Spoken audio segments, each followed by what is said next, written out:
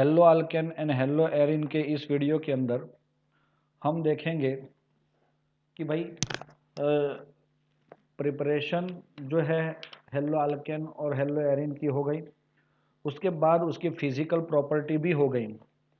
दोस्तों आपने शायद देखा होगा फिजिकल प्रॉपर्टी के अंदर आपको ओमिट किया हुआ टॉपिक है वो, जिसको ये बोर्ड के अंदर वो लोग इन्वॉल्व नहीं करने वाले बोर्ड के एग्जाम में। लेकिन उसके बाद ये जो है केमिकल प्रॉपर्टी, इसमें से सॉरी ये वाला जो टॉपिक हमें दिख रहा है, कौन सा वाला, इसमें से ये वाला, ये एग्जाम में आने वाला है 010.6.1।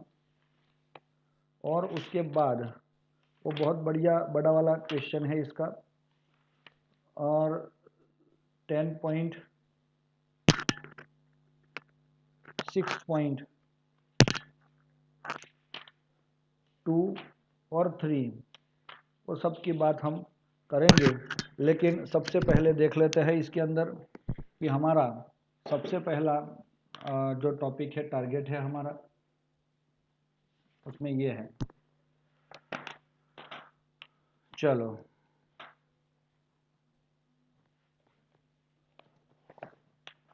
रेडी दोस्तों। 10.7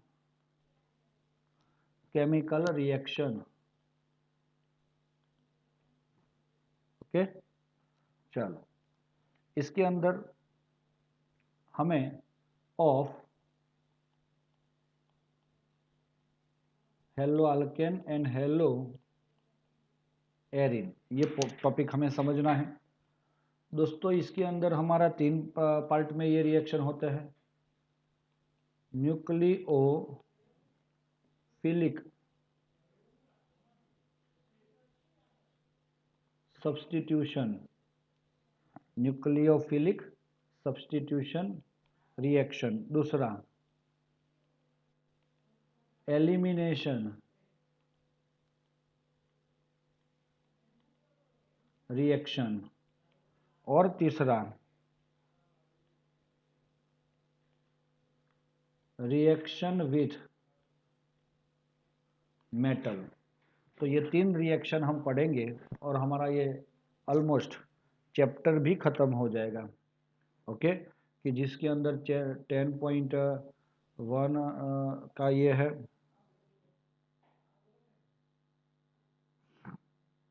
चलो सबसे पहले हम देखते हैं इधर न्यूक्लियोफिलिक सब्स्टिट्यूशन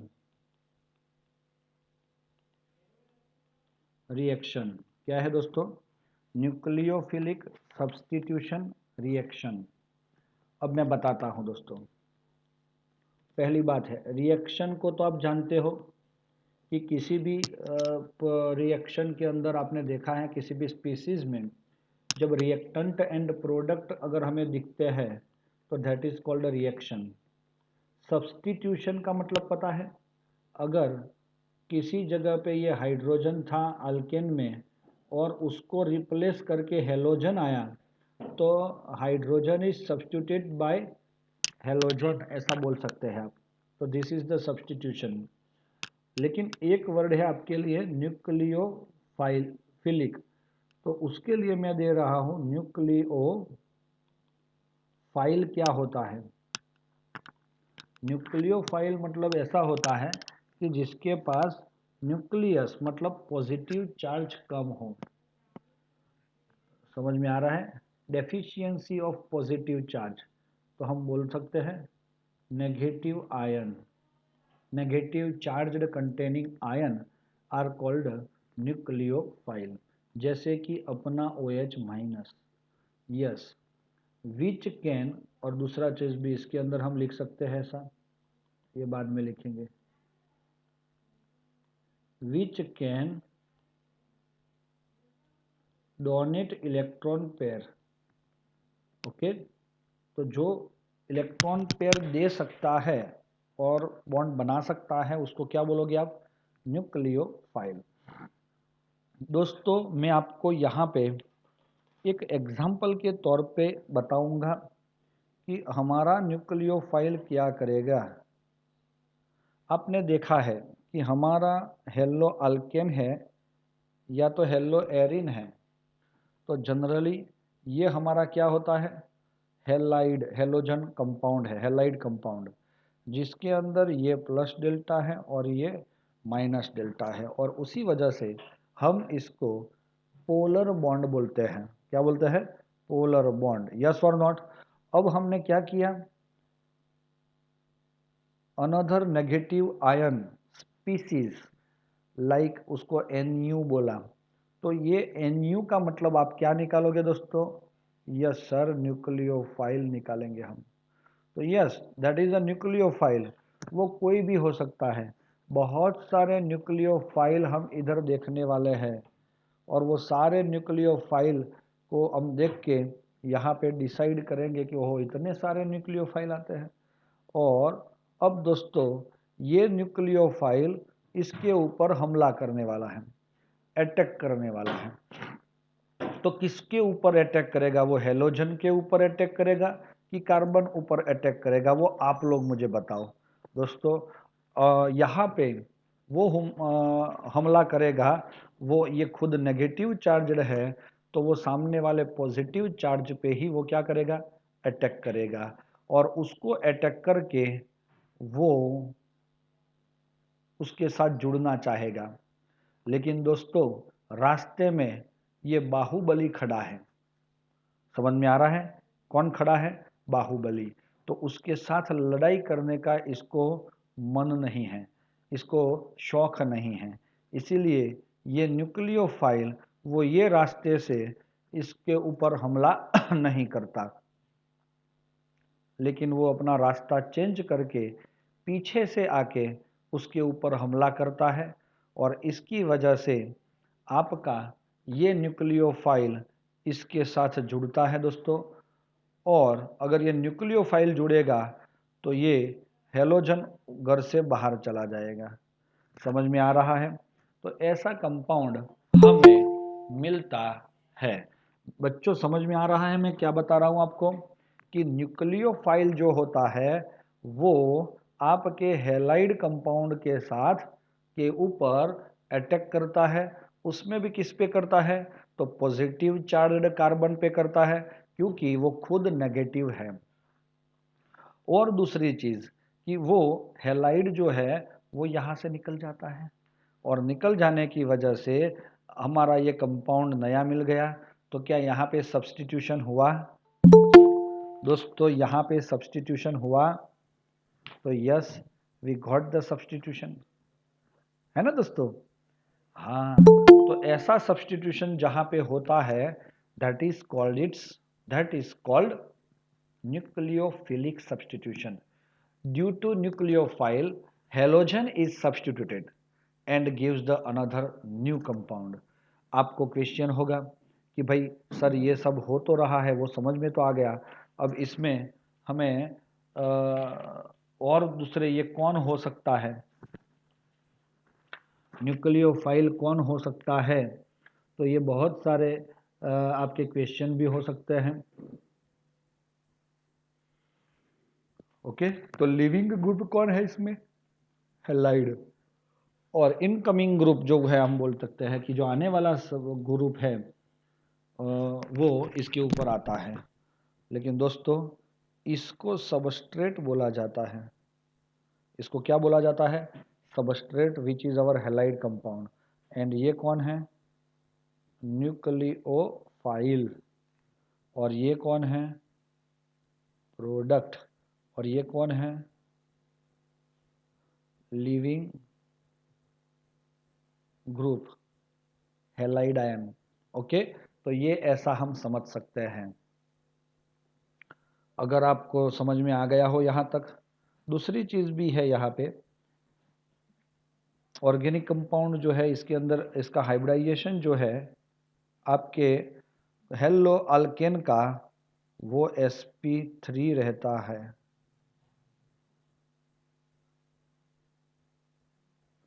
और इसका जो है हाइब्रिडाइजेशन क्या रहता है? sp3 ही रहता है।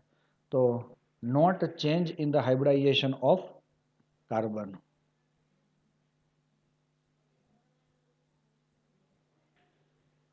चलो समझ में आया आपको? यस।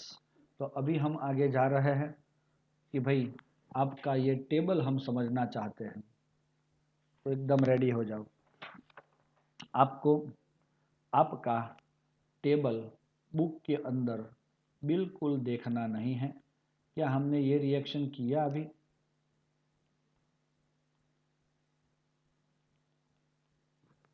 चलो कर लिया है सर।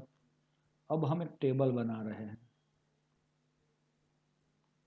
रिएजेंट लिया यहाँ पे मैंने, जो भी रिएजेंट ले रहे हैं उसमें से न्यूक्लियोफाइल बनेगा जिसका सिंबल NU होगा। यहाँ पे सब्स्टिट्यूशन प्रोडक्ट RNU बनेगा, है? और ये प्रोडक्ट है सब्स्टिट्यूशन, और क्लास ऑफ मेन प्रोडक्ट, मतलब जो प्रोडक्ट बनेगा वो कौन से क्लास का बनेगा। चलो मैं बढ़िया से आपको समझाता हूँ। सबसे पहले मैंने एक रिएजेंट लिया है। आपको टेक्स्ट बुक अपना बंद करना है। चलो इसका नाम सबको पता है। अब आप एकदम कमेंट के अंदर एकदम रेडी हो जाओ। इसका नाम क्या है? Sodium hydroxide.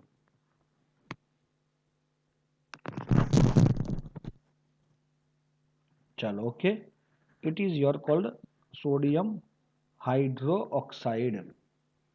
चलो उसमें से न्यूक्लियोफाइल कौन मिलेगा? ये प्लस और ये माइनस, तो आपको मिलेगा OH माइनस। तो प्रोडक्ट क्या बनेगा? ROH। तो दोस्तों ये ROH को आप लोग क्या बोलते हो पता है? चलो जल्दी से बताओ। Don't see in the book, और जो बुक में नहीं देखा है वो आप बताओ। ROH के कंपाउंड का नाम क्या है? सर ये OH ग्रुप वाला ऑर्गेनिक कंपाउंड है, इट इज कॉल्ड अल्कोहल। चलो ये समझ में आया बच्चों? Very good Falguni. अब हम जा रहे हैं H2O पे। तो न्यूक्लियोफाइल तो खुद H2O ही है, लेकिन इसमें से H plus and OH minus मिलते हैं, तो न्यूक्लियोफाइल इसमें से टूट के आपको वापस क्या देगा? तो ये क्या बना दोस्तों? वापस अल्कोहल। रेडी? चलो बढ़िया तरीके से अभी हम बता रहे हैं आपको। एंड OR डैश, दोस्तों इसका नाम आपको पता है? सिर्फ यस और नो बताओ। नहीं है तो ना बोल दो, है तो यस बोलो।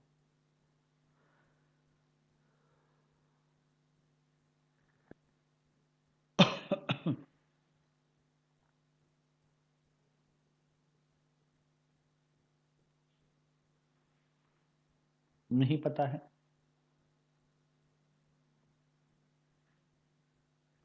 नहीं नहीं नहीं नहीं, it is not a hyphen.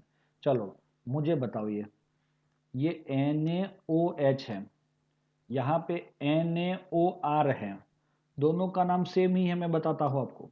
चलो इसका नाम क्या बोल रहे थे आप? NaOH का सोडियम हाइड्रो ऑक्साइड। अब इसका नाम क्या है? Sodium अल्क oxide.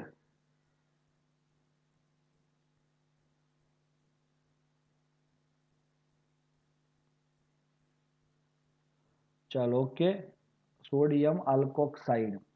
तो अब इसमें से ये प्लस और ये माइनस बनता है, तो आप मुझे बताओ कि जो नेगेटिव पार्ट है वो कौन होगा? OR minus. अगर वो OR हो रहा है तो यहाँ पे भी OR डैश होगा कि नहीं होगा? यस। तो दोस्तों ये कंपाउंड का नाम किसी को पता है? ROR dash, ROR dash.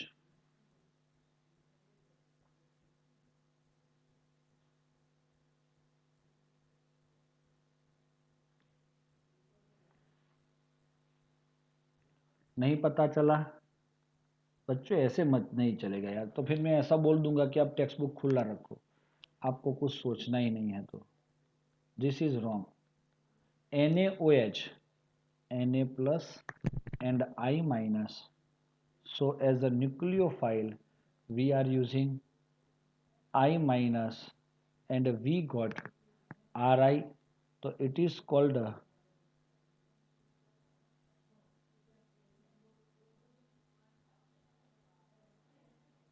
Alkyl iodide. और दूसरा, अगर हमने यहाँ पे लिया है NH3, क्या लिया है हमने NH3, तो क्या होगा दोस्तों, from NH3 NH2 minus and H plus, so we get NH2 RNH2 और उसको बोला जाता है अमाइन। लेकिन दोस्तों it is a 1 degree amine. कैसा है ये 1 डिग्री? सर अमाइन 1 डिग्री कैसे?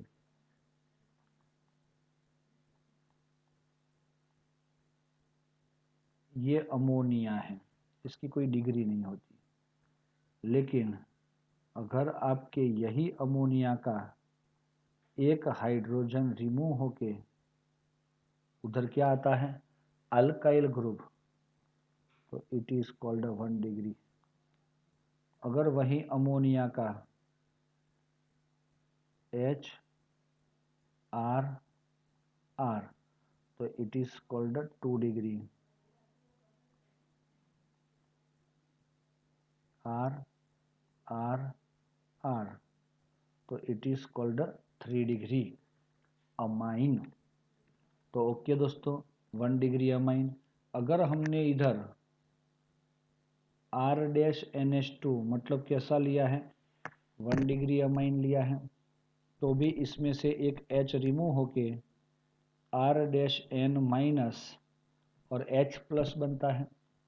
तो R के साथ NH R- हमें मिलता है। क्या मिलता है दोस्तों हमें?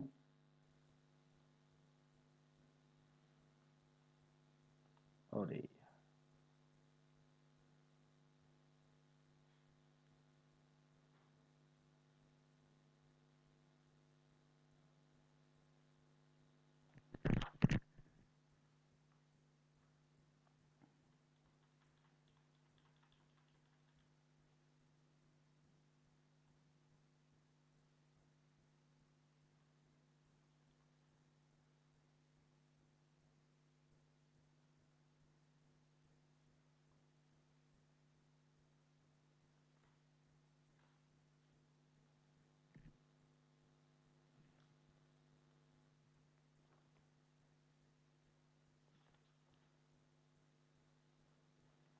चलो दिख रहा है आपको, लेकिन ये पूरा ऊपर वाला जो टॉपिक है वो इरेज हो गया है।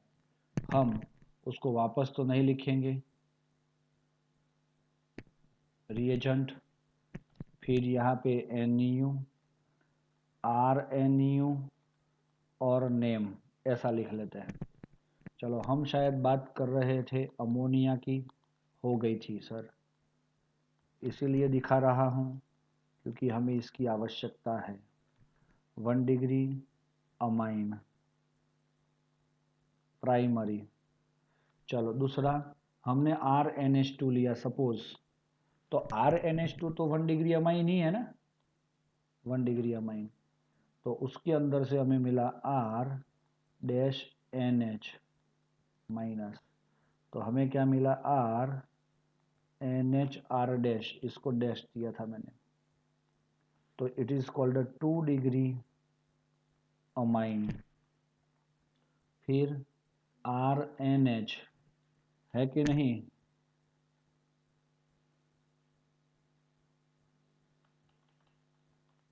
चलो RNH R-, तो ये ऑलरेडी मैंने 2 डिग्री लिया, तो R- और डबल डैश ऐसा कर लेते हैं, डैश डबल डैश, तो इससे हमें मिल जाता है, सॉरी ये नहीं मिलेगा ना, सिर्फ हमें नेगेटिव आयन चाहिए इसके अंदर से, तो हमने क्या कर लिया कि हमारा जो था इसका H रिमूव हो गया, R डैश और डबल डैश, तो हमें ये मिलता है। तो उसके अकॉर्डिंग हमें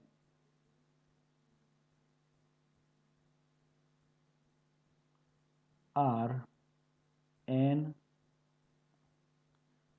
R dash R double dash 3 degree amine हमें मिलता है। अब बढ़िया सा कंपाउंड आया है KCN, तो from KCN C triple bond N minus, तो ऐसे ही हमें अगर साइनाइड मिलने वाला है RCN, तो इट इज कॉल्ड नाइट्राइल और साइनाइड। चलो दूसरा हमने AgCN लिया। अगर AgCN लिया है तो हमें इधर से क्या मिलता है पता है? AgCN पूरा यहाँ पे क्या करता है, एज अ न्यूक्लियोफाइल ऐड होता है, लेकिन उसमें से इसका बॉन्ड ब्रेक होके RN ट्रिपल बॉन्ड C बनता है, and it is your isocyanide.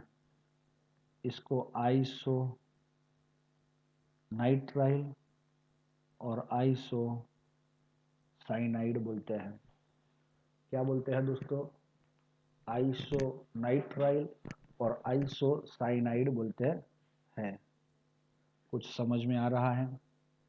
KNO2 के साथ अगर रिएक्ट करवाते हो तो आपको इसमें से मिलता है ONA means nitrite means cyanide means isocyanide, ऐसा बोल सकते हैं आप। एंड AgNO2 को ले रहे हैं तो NO2 माइनस मीन्स नाइट्रो मिल रहा है, RONO RNO2। तो ये दोनों को आप अच्छे से समझोगे, वेरी इम्पोर्टेंट है ये। कौन? ये चारों, हाँ, क्योंकि यही बार बार पूछे जाते हैं। इसको क्या बोला जाता है पता है? अल्काइल नाइट्राइट, और इसको क्या बोला जाता है? Nitro alkane. Okay, R dash COOAG silver acetate, तो R डैश COO माइनस अगर बनेगा तो हमें इधर से इसका भी ये बॉन्ड ब्रेक होके यहाँ पे R डैश COOR बन रहा है। तो दोस्तों कुछ नहीं हुआ, ये Ag निकल गया प्लस और ये पूरा माइनस, तो ये माइनस के साथ कौन बनेगा? R जुड़ने से ईस्टर बनता है, और LiAlH4 जिसका नाम है lithium aluminium hydride, lithium aluminium hydride. तो यहाँ से हमें मिलता है H माइनस, तो ये RNU के H जुड़ने से हमें क्या मिला? Hydro carbon. क्या मिला दोस्तों? Hydro carbon. और लास्ट आता है RM माइनस और प्लस, तो R डैश माइनस होगा, डैश है तो डैश, तो R डैश, तो ये हो जाएगा अल्केन। कुछ समझ में आया दोस्तों? यस, ये क्या हो जाएगा? It is your alkane. अब दो वर्ड में आपको समझाना चाहूंगा। इधर दो कौन से वर्ड हैं कि भाई, एक है आपका उसमें एम्बीडेंटेड। आपने नाम सुना था एम्बीडेंटेड लिगेंड? यस, लेकिन यहाँ पे वर्ड है एम्बिडेंटेंट न्यूक्लियोफाइल। एम्बिडेंटेंट मतलब जो आपका साइनाइड था, इसमें एक है CN, ओके, और दूसरा है NO2। दोस्तों, अगर मैंने KCN यूज़ किया है तो cyanide can give the electron pair, we got cyanide और नाइट्राइल, ओके। बट अगर हमने AgCN लिया है देन वी गॉट आइसोसाइनाइड। क्या ले सकते हैं हम इसमें? आइसोसाइनाइड। और ध्यान में रखना, और उसका दूसरा नाम है आइसो नाइट्राइल। अब इसमें मैंने KNO2 लिया है तो दोस्तों मुझे ONO मिलता है, और ONO को हम बोलते हैं नाइट्राइट। और AgNO2 लिया है तो मुझे मिल रहा है NO2 डोनेटिंग ग्रुप बनेगा, तो इट इज़ कॉल्ड नाइट्रो। तो दोस्तों, ये सारी वैल्यूज़ आप याद रखोगे। वेरी इम्पोर्टेंट टॉपिक है ये MCQ के लिए। तो कौन कब कहाँ क्या जुड़ के क्या बनता है वो भी आप लोग ध्यान में रख सकते हो। अब यहाँ पे ऐसा क्यों हुआ? KCN जो है वो आयोनिक कंपाउंड है। कैसा है? आयोनिक कंपाउंड है, इसीलिए वो K plus and CN minus देता है, और इसीलिए इसका कार्बन एटम जो है वो इंस्पायर होता है इलेक्ट्रॉन पेयर डोनेट करने के लिए। रेडी दोस्तों? मैंने क्या रीज़न दिया इसे, इसी KCN में ऐसा क्यों हुआ और AgCN में ऐसा क्यों हुआ? तो उसका रीज़न ये है K प्लस निकल गया और साइनाइड आयन मिला, और वही अटैक करने, कार्बन पे अटैक करने के लिए इलेक्ट्रॉन पेयर कार्बन प्रोवाइड करता है। क्योंकि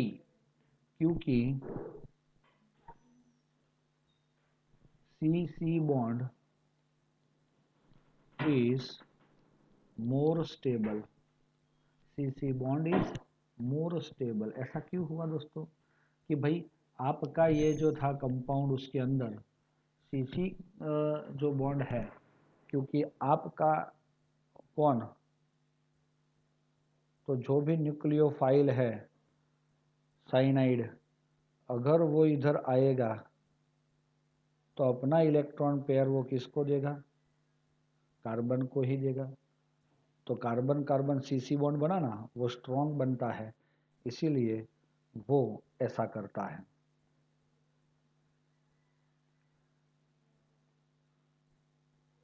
AgCN जो है वो कोवेलेंट नेचर है। कैसा है? Covalent nature. एंड इसीलिए उसका साइनाइड जो बन रहा है उसमें से nitrogen is free to give the electron pair और donate the electron pair and make N triple bond C isocyanide. Okay दोस्तों, ये दोनों के रीज़न जो है वो आप लोग अच्छे से ध्यान में रखना। ये भी बड़ा MCQ बन सकता है। क्या बन सकता है? बिग MCQ बन सकता है।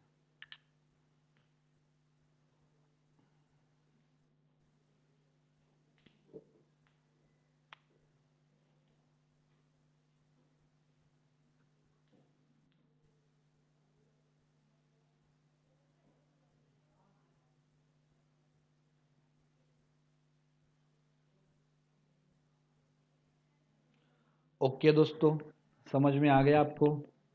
आ जाना चाहिए। आ गया ना बेटा? अब बहुत बहुत इम्पोर्टेंट थियरी अच्छा पढ़ने जा रहे हैं कि भाई ये सब्स्टिट्यूशन जो रिएक्शन है,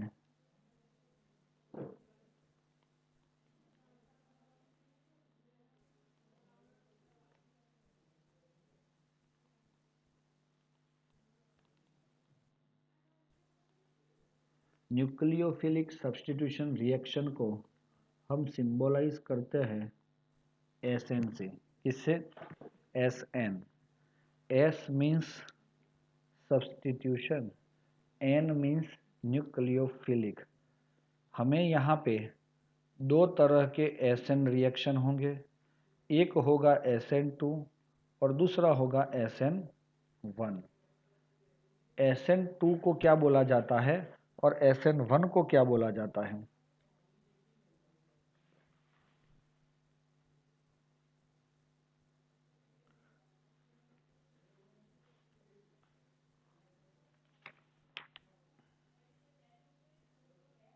अगर इसका फुल नेम अगर आपको चाहिए तो हम बोल सकते हैं बाई मोलेक्युलर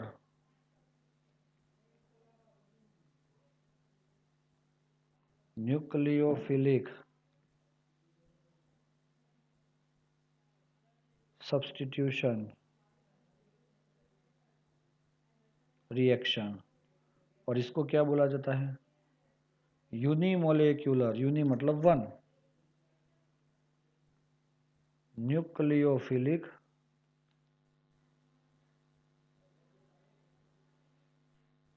सब्स्टिट्यूशन रिएक्शन। तो दोस्तों हम ऐसा समझ सकते हैं कि भाई न्यूक्लियोफिलिक सब्स्टिट्यूशन रिएक्शन में एक है बायोमोलेक्युलर और दूसरा है यूनिमोलेक्युलर। हमको सबसे पहले पढ़ना है इधर नंबर 1, इम्पोर्टेंट है, वेरी इम्पोर्टेंट। आपके बोर्ड के एग्जाम में कोई एक तो आने वाला ही है, तो आप ऐसे ही तैयारी करते रहे। इसके अंदर पहला वाला है SN2। हम देखेंगे क्या देखेंगे दोस्तों? SN2। चलो तैयार हो दोस्तों अभी SN2 को समझने के लिए?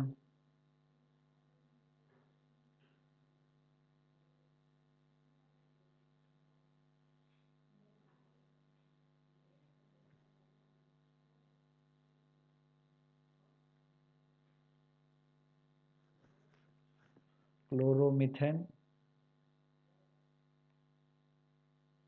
when react with OH minus, है ना?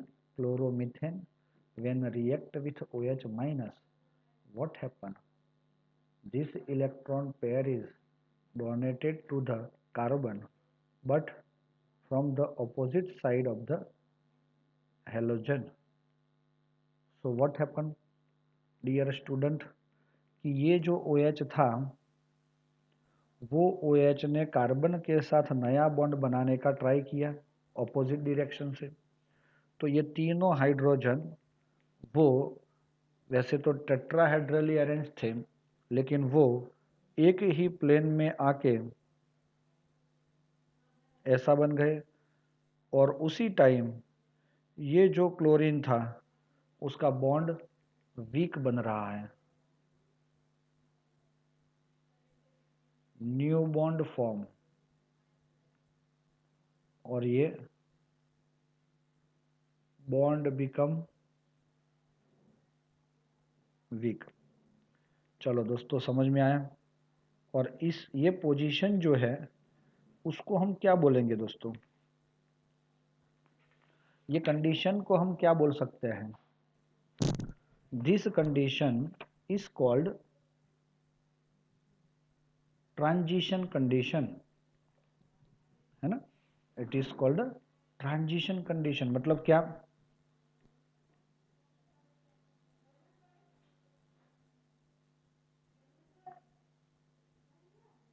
It is not called intermediate और इट इज अनस्टेबल। अगर ये अनस्टेबल है, अगर ये अनस्टेबल है तो दोस्तों आप लोग मुझे बताओ ये टूट के फाइनली क्या बनेगा?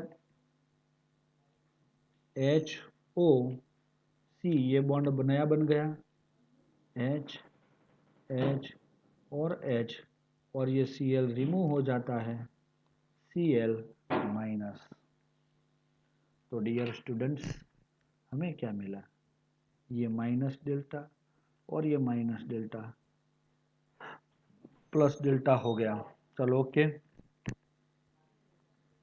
दूसरी चीज, अगर कोई पूछेगा कि हाइब्रिडाइजेशन क्या होगा, तो इट इज sp3। इसका हाइब्रिडाइजेशन क्या होगा, sp2। इसका क्या होगा वापस, sp3।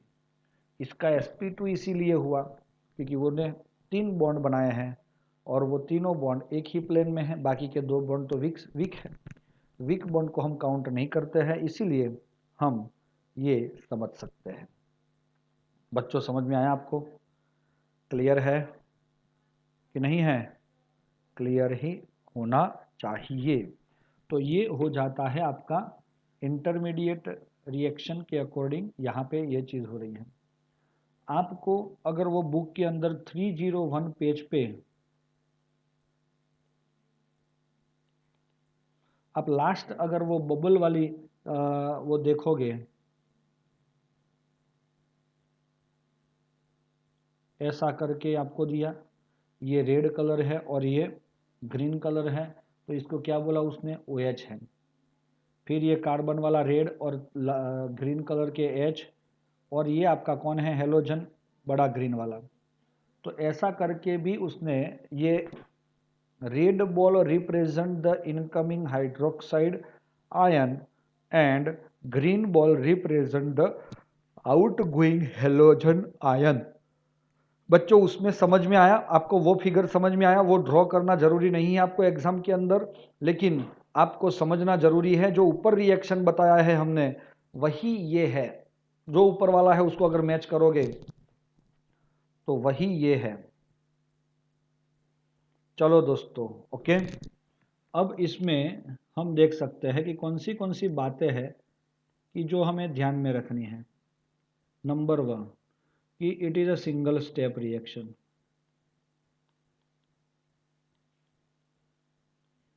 सर ये पहले स्टेप में ट्रांजिशन कंडीशन मिला और दूसरे स्टेप में वापस प्रोडक्ट मिला, तो ये ऐसा नहीं है, ये अनस्टेबल कंडीशन बिटवीन बनती है, लेकिन उसको हम मेजर नहीं कर सकते, वो सीधा बन के कंप्लीट हो जाता है। तो ये एक ही स्टेप में ये रिएक्शन होता है, वो आपको ध्यान में रखना है। दूसरा, hybridisation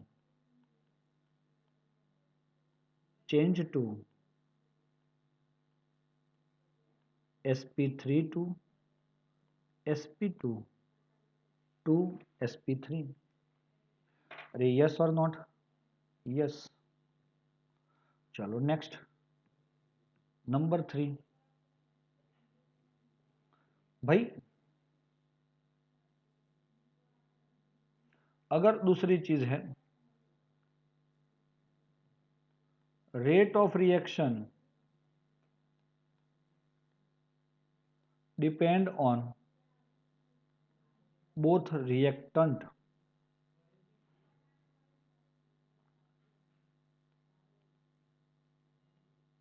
rate is proportional to CH3Cl and OH minus. तो ये केमिकल काइनेटिक्स आपने सुना है कहीं पे?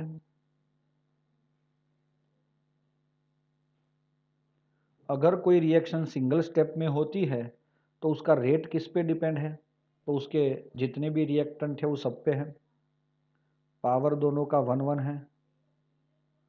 रेट इज इक्वल टू के CH3Cl एंड OH माइनस का 1 1। Okay, so order of reaction क्या होगा दोस्तों, 1 + 1 इज इक्वल टू 2।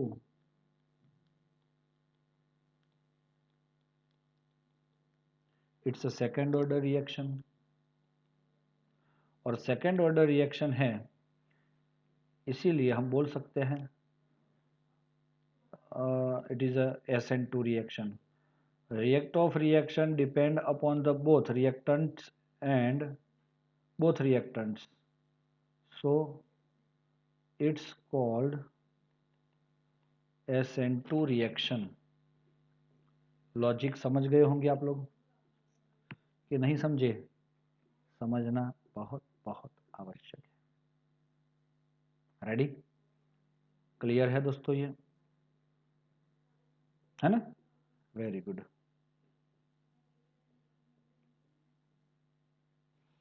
अब हम बताने जा रहे हैं, आपको जो प्रोडक्ट मिली ना, उसको हम क्या बोल सकते हैं पता है?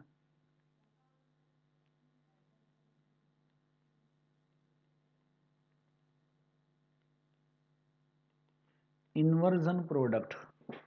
तो सर ये इन्वर्जन क्या है? आपने कभी अम्ब्रेला देखा है? यस सर, देखा है। अगर वही अम्ब्रेला आपने अच्छे से पकड़ा हुआ है और ये उसका छाता है एच एच एच वाला यहाँ पे, है ना? तो अगर यहाँ पे ओ एच आया, मतलब क्या हुआ कि Cl की ओर से नहीं, लेकिन सामने की ओर से ज़्यादा पवन आया, तो क्या हुआ? ये छाता उल्टा हो गया, कागड़ा हो गया, उसको बोलते हैं क्या बोलते हैं आप लोग उसको, कि वो छाता खराब हो जाता है ना, तो वो होना, इट इज कॉल्ड इन्वर्जन होना। ऑपोजिट डायरेक्शन पे आपका फंक्शनल ग्रुप अटैच होना, that is called inversion. Okay दोस्तों, समझ में आ रहा है आपको कि नहीं आ रहा है? आ जाना चाहिए। ये SN2 वाली बात है दोस्तों। ओके, और भी हमें इसके अंदर कुछ कॉन्फ़िगरेशन का मीनिंग मुझे आपको समझाना है। What is configuration?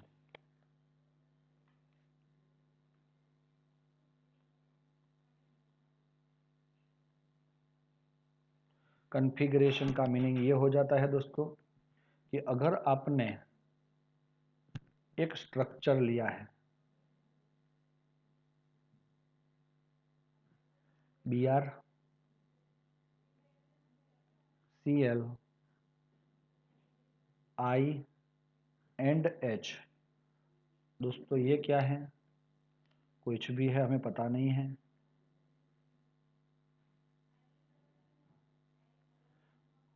Cl I and H, तो दोस्तों इट इज योर मिरर। इसको क्या बोलोगे आप?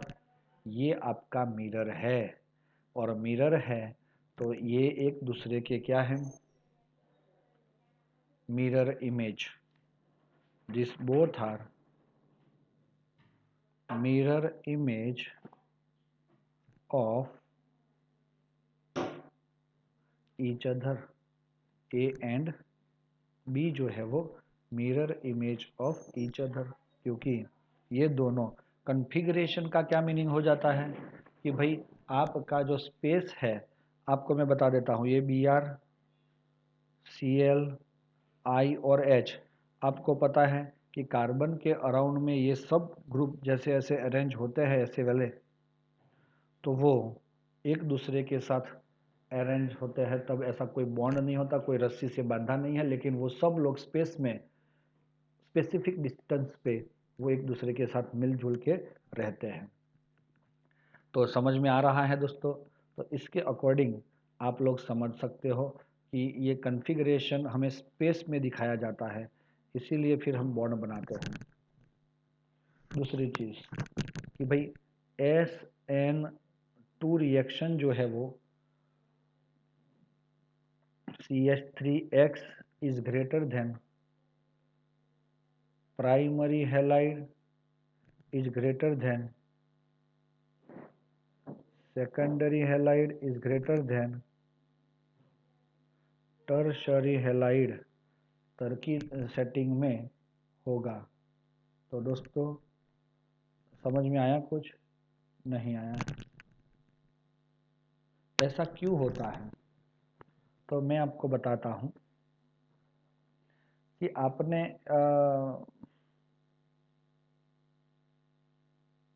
स्टेरिक इफेक्ट नाम सुना है? स्टेरिक इफेक्ट, यहाँ पे एक तरह से आपको मैं बताता हूँ, ये हेलोजन है, उसके सब जगह पे क्या है? H है।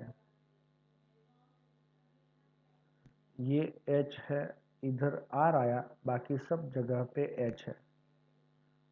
ये हैलाइड है, उसकी 2 जगह पे R आया, बाकी H है।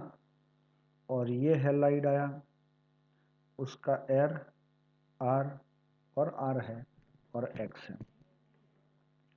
अगर न्यूक्लियोफाइल बेचारा अटैक कर रहा है यहाँ पे, तो ये यहाँ पे उसको ज़्यादा क्या बोलते हैं उसको, क्राउडिंग नहीं लगेगा। लेकिन ये R है, उसको मैं CH3 लगा देता हूँ। चलो ओके, वहाँ पे हमें CH3 लगाया हुआ है ना, तो हम CH3 लगा के देते हैं।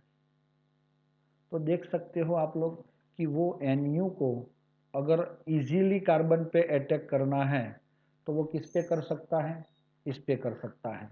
लेकिन ये 1 डिग्री जो है, ये 2 डिग्री है और ये 3 डिग्री है। जैसे जैसे आप क्राउडिंग बढ़ाओगे वैसे वैसे क्या होगा दोस्तों, यस, ये इसके साथ जुड़ने की टेंडेंसी कम होती जाएगी और इसी वजह से हमारा 3 डिग्री हैलाइड जो है, it can not give SN2 reaction. यहाँ पे इसका वैल्यू भी दिया हुआ है 30 और ये 1, 0.02 और ये 0, मतलब ये पॉसिबिलिटी ही नहीं है, 3rd डिग्री की पॉसिबिलिटी ही नहीं है। तो ये हो गया आपका SN2 होने के चांसेस। क्लियर है दोस्तों? तो ये SN2 को अच्छे से रिमाइंड करना है आपको, क्योंकि ये बहुत बहुत इम्पोर्टेंट क्वेश्चन है आपका। क्लियर है दोस्तों? यहाँ तक रखते हैं, कल हम SN1, वो भी बहुत इम्पोर्टेंट है, उसका नेक्स्ट वीडियो के अंदर जिक्र करेंगे दोस्तों। थैंक यू दोस्तों।